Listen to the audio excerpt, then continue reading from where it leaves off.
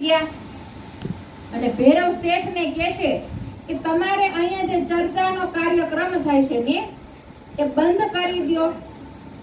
અમારી પત્નીને અમે ના પાડી છે ને તો પણ એ અહીંયા આવે છે. તો ભૈરવ શેઠ કહેશે કે હું તમારી પત્નીઓને બોલાવવા માટે જાતો નથી.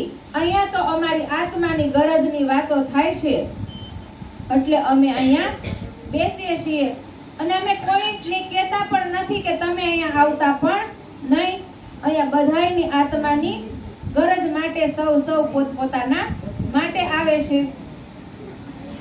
તો શરમાઈ અને એ પોતાના ઘરે વયા ગયા કે તમે જઈ અને તમારી પત્નીને સમજાવો. ભૈરવ શેઠ કહેશે કે તો એ ભણસારી લોકો પોતાના ઘરે જઈ અને પોતાની પત્નીને કહેવા લાગ્યા પણ પત્નીઓ માનતી નથી. તો પછી એ જે તેજ બાઈ લઈને આવતી હતી ને બુઢિયા એના ઘરે ગયા કે તમે ચર્ચા સાંભળવા માટે જવાનું બંધ કરો. તો કે છે શા માટે? કે તમે જાઓ છો તો તમારી સાથે અમારી પત્નીઓ પણ આવે છે.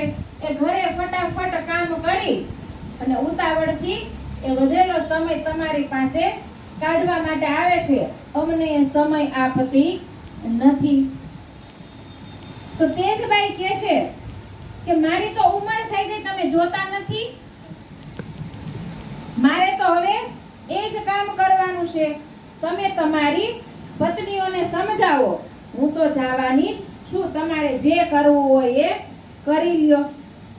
તો પાછા એ ભણસારી લોકો ઘરે જઈ અને પોતાની પત્નીને કહેવા લાગ્યા, એની સાથે ઝઘડો કરવા લાગ્યા અને કહે છે કે તમે ત્યાં શા માટે જાવ છો? તો પોતપોતાની પત્નીઓ કહે છે કે તમારે તો અમારા શરીર સાથે સંબંધ છે ને, પણ અહીંયા તો અમે આત્મા માટે જાય છીએ. અને એક તો આવા દેશની અંદર ક્યારેક આવા મહાત્મા આવી અને અમને આત્મબોધ આપે છે. તો તમે અમને ના શા માટે પાડો છો? અમે તો જવાના જ છીએ. તમે અમને રોકી શકશો નહીં. અમારું શરીર